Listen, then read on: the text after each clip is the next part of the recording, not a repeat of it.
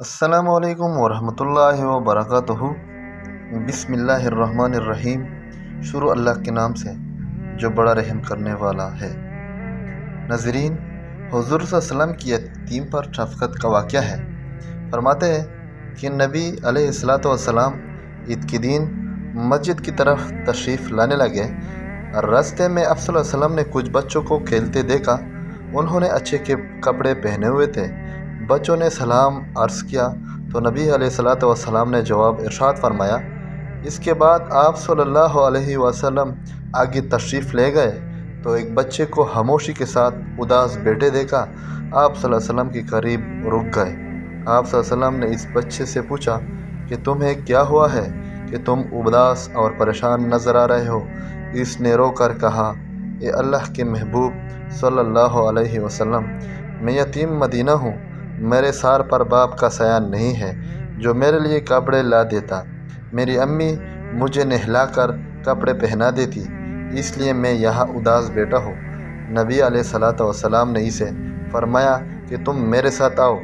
آپ صلی اللہ علیہ وسلم اسے لے کر واپس اپنے گھر تشریف لائے اور سید حضرت عائشہ صدیقہ رضی اللہ تعالیٰ عنہا نے اسے فرمایا، ہمیرا انہوں نے عرض کیا، لبیک یا رسول اللہ، اے اللہ کے رسول صلی اللہ علیہ وسلم، میں حاضر ہوں۔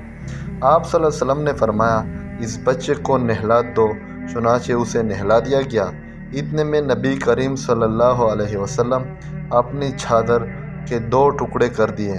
کپڑے کا ایک ٹکڑا اسے تہبند کی طرح باندھ دیا اور دوسرا اس کے بدن پر لپیٹ دیا گیا۔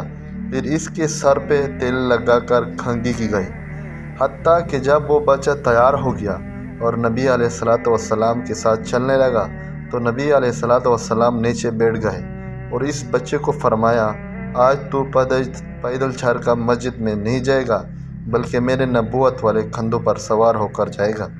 نبی علیہ السلام نے اس بچے کو کندھوں پر سوار کر لیا اور اسی حالت میں اسی گلی میں تشریف لائے جس میں بچے کھیل رہے تھے۔ جب بچوں نے یہ معاملہ دیکھا اور وہ رو رو کر کہنے لگے کہ کاش ہم بھی یتیم ہوتے اور آج ہمیں بھی نبی کریم صلی اللہ علیہ وسلم کے نبوت والے کندھوں پر سوار ہونے کا شرف حاصل ہوتا۔ نبی علیہ السلام جب مسجد میں تشریف لائے تو آپ صلی اللہ علیہ وسلم ممبر پر بیٹھ گئے تو وہ بچہ نیچے بیٹھنے لگا۔